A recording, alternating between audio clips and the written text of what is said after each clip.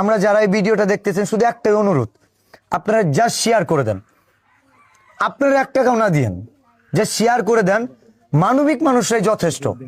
আর আপনি যদি মানবিক মানুষ হন, আপনার তো শেয়ার আমার বলাও লাগবে না। আমরা এটা চাই যে মানুষের কাছে জানান দেই। প্লিজ, আমি নিজের জন্য কখনোই চাই নাই লাইক, কমেন্ট, শেয়ার, কিন্তু মানবতার জন্য চাইলাম, চেয়েই নিলাম। মানবিক মানুষ যারা আছেন এই ভিডিওটা প্রচুর শেয়ার করে দেন।